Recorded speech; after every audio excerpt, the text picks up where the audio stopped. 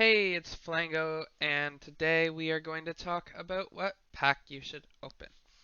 So, we'll give a little rundown for beginners and intermediates, but um, if you're really sweaty about this game and opening packs efficiently, you should never open for a pack if you already have all of the, I'm going to call them epics, but they're the amethysts.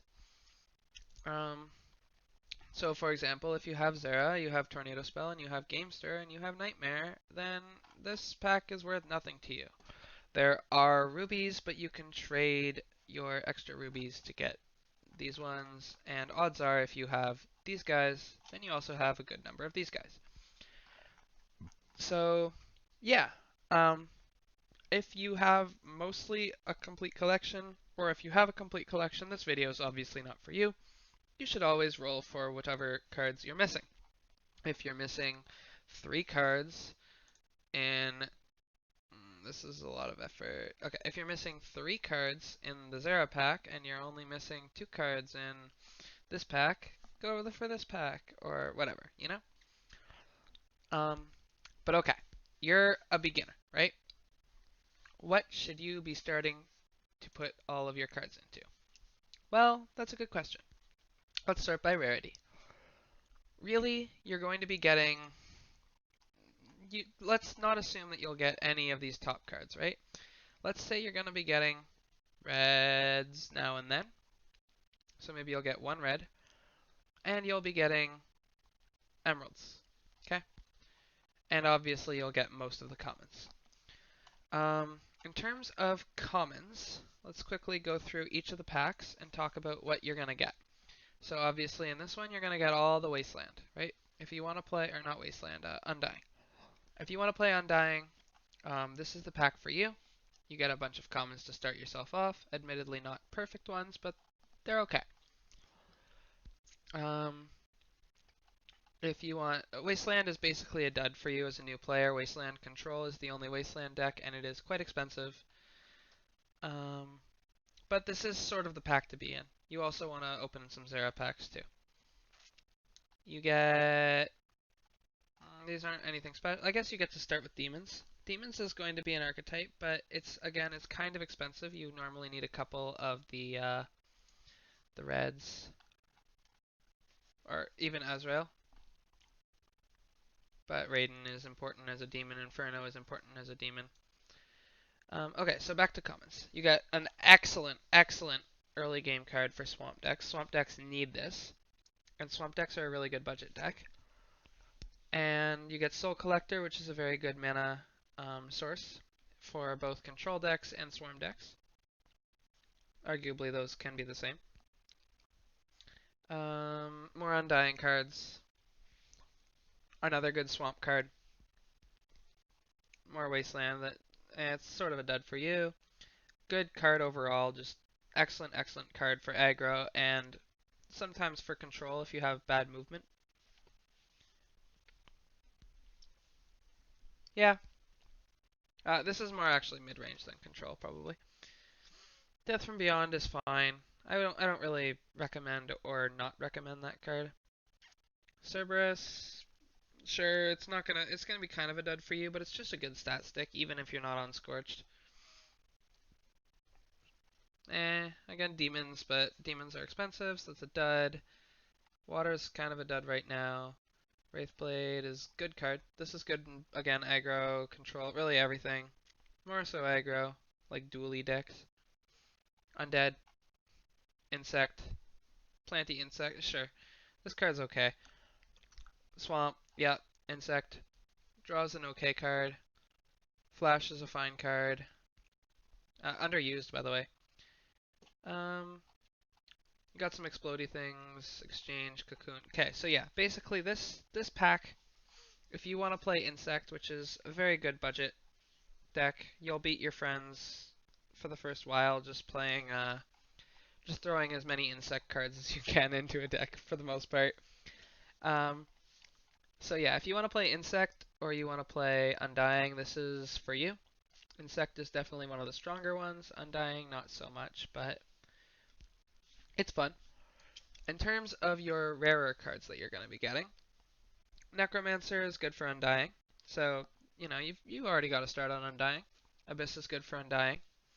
Devil's Shadow is probably going to end up being sort of a defect, but if you roll enough times on this pack, then you will get to play Demons.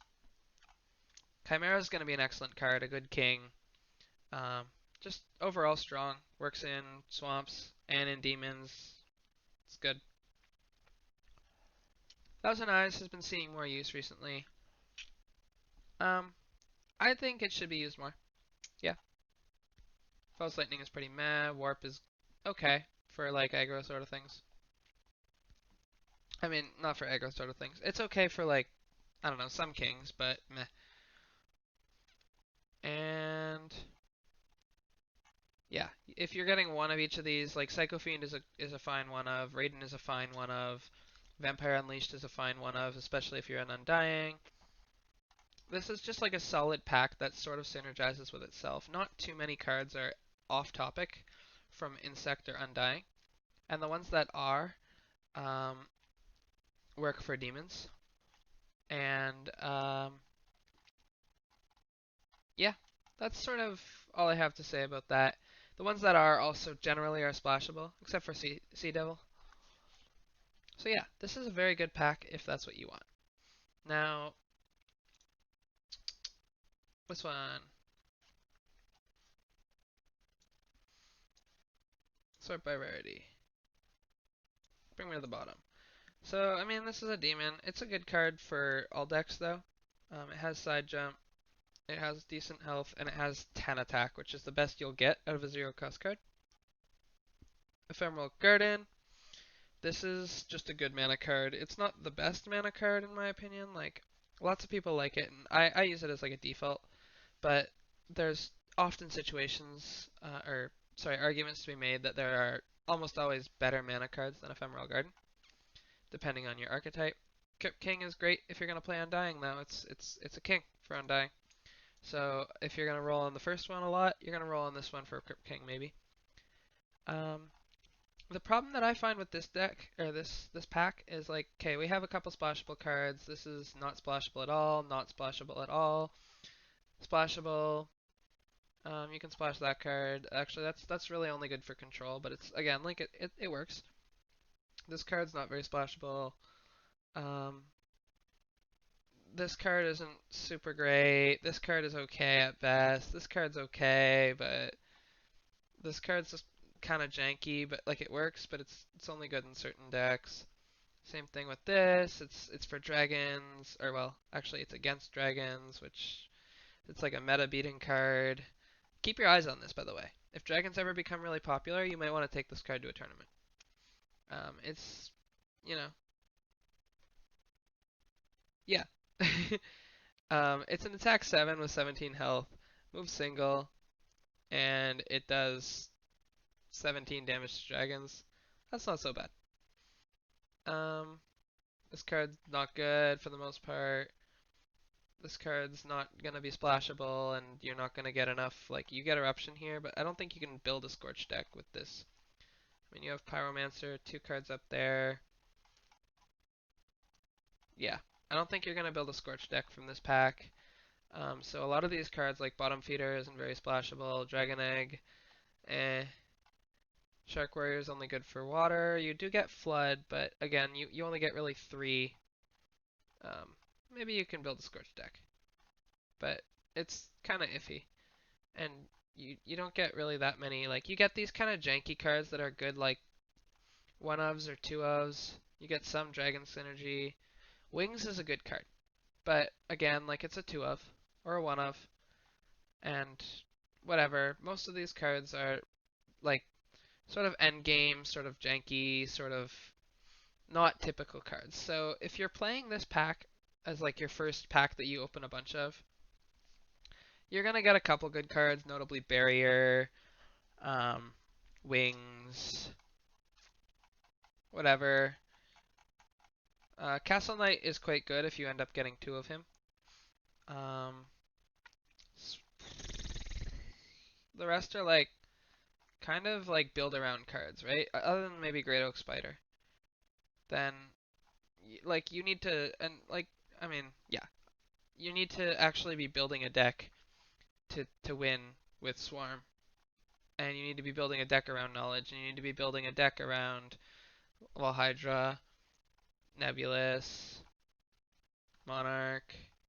Admittedly, Monarch is splashable in a lot of insect decks, and like it's just one of the best insects. But you don't need it. Some people will tell you that you need it. I don't think so. Forever Phoenix is okay, but it's just like expensive for an 1817 on Scorched. Well, you know, it's splashable. Deep Space Warrior is quite good, but yeah, odds are like you're not going to be able to make a good deck with only the cards in this pack. And most of these cards in the pack are like good splashable cards that you can sort of put into a deck um, to make it better, but they're not necessary for the most part. Or they're necessary for janky second tier or like even top tier but super combo-y decks. So yeah, I do not recommend this package as your first packet to open. Definitely this one for insects and demons. And this one is a little bit weird. So you have this card, which is just awesome. Very good for controlling the board. Shoot 18 damage. Excellent card. Space Tempest. It's 15 damage, puts them on Wasteland. Can be a good card. It can be splashable. Um, Geomancer controls the board, right? So most of these cards, as you're seeing already, control the board. Got a couple demons, but this one, again, has a shoot attack, controls the board. This one, it's kind of mostly like, it's an okay stat stick at 0, 11-8, but you can do better. Cloning Seeds, it's pretty splashable as long as everything costs less than 20.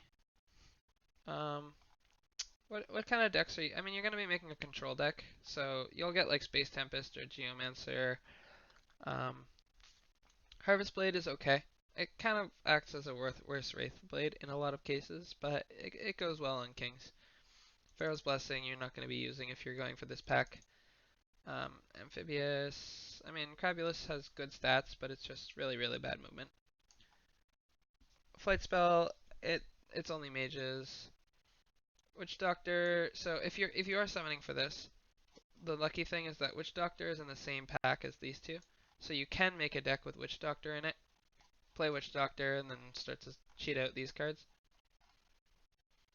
Um, yeah, Parasitic Wasp. I mean, it's it's best in an insect deck, obviously, so it's kind of a dud in this package. The water cards are really spread out too, so you probably like Deep Freeze as a dud. Arcane Sentry, it's good on Wasteland, but it's probably just a dud in this package. Mana Mine, it's good for control decks if they do a lot of damage. If you have Death from Beyond already, maybe from your starter deck, then Mana Mine will be good because you can control the board with Regent and Space Tempest and Geomancer. Heal your Death from Beyond by hitting the Mana Mine. You just control the board, have the Mana Mine. It's good. Sunset Samurai.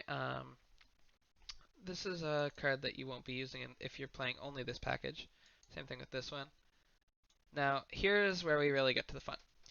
If you're lucky, you can get Dragon Charmer, Dragon Servant. You'll expect to get those, right? Mana Storm's a good card, by the way. You can sort of play Oasis from this pack too, because you have Quicksand and like Oasis-y sort of cards. Um, Seance is a fine mana card that gets overlooked a lot. Astral Network will be acceptable in this package because you have a couple Astral cards at the front. Okay, where was I gonna show you? Most of these cards that I'm scrolling past are gonna be okay at best. Slaughter's okay. Um, where is it? Okay, I mean you can get Dream Drake. Dream Drake is an excellent king, probably the best king right now.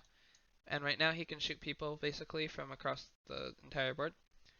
But the nice thing is that he doesn't need to be your king. You can also just have him in your deck. And because you just picked up all these cards from earlier, these dragony... Actually, let me just control F dragon. Okay, so Zera. If you get Zera, he's a dragon. Excellent, right? But Desire's Guardian, Dragon, gives you mana every turn and shoots and controls opponent cards and is excellent. Dream Drake, again, amazing card. Now, if you get Dragon Servant, all dragons cost 5 less. So you could play 3 Dragon Servants, everything costs 15 less.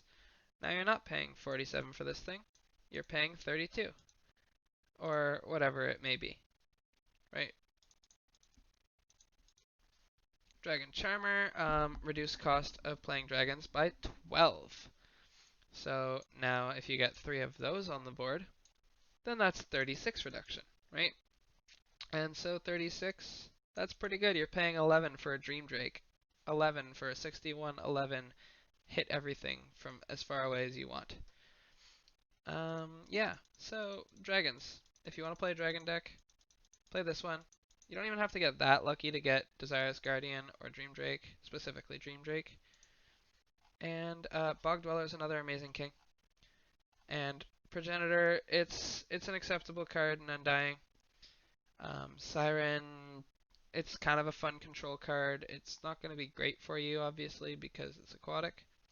But, you know, Shock Leviathan, you could build something of an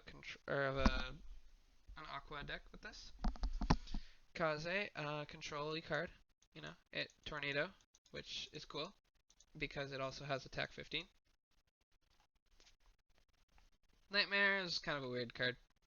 Gamester is a good combo card. It can also be played in control. It's just a good card. Tornado spell is kind of a dud. But yeah, so basically, what I'm trying to say. Sorry, this is kind of a long-winded way of doing a rundown of all the packs. This one, it's good for sort of typeless control. You can play Space Tempest, Geomancer, Primal Serpent, whatever. You can play these big AoE damage cards. It's good for dragons, and it even lets you kind of play around Oasises. Plus, in my opinion, this is the best diamond in the game. Others will definitely tell you that Azael is decent, and like they wouldn't be wrong. He moves again when he kills something, but he also has 24 attack, which is pretty awesome. And you know, exploding a demon to kill everything. That's amazing. But it feels to me like Zera probably is the more versatile one. You can play any sort of land with Zera. You can, I don't know, you can play control. He's a very good control card. You can play him, like, if he goes on Oasises, you get mana. So, what I'm going to recommend to you guys is, if you're a new player, start on this pack, because it works well together. Or start on this pack if you're a little bit more, like, if you're new to card games, start on this pack. It's super easy to make a deck out of cards in this pack. If you're not new to card games and you want to play around with this pack, that's okay too. I don't recommend this pack until you're farther into the game. Um, I also recommend like you can do like 15 on this pack and 15 on this pack for your first 30, or you could do like 30 on this pack, and then once you finish Tower, then you could finish this pack, or you know like 20 and 10. 20-10 is probably one of the better ways to do it because these cards are more splashable and these cards are more build around. But yeah, that's sort of how you should approach getting good cards in this game. Should be like, start with this one until you're happy with your selection there, and then go to this one, and then go to this one, or you can go this one, and you should probably go this one, this one. So yeah, thanks for watching.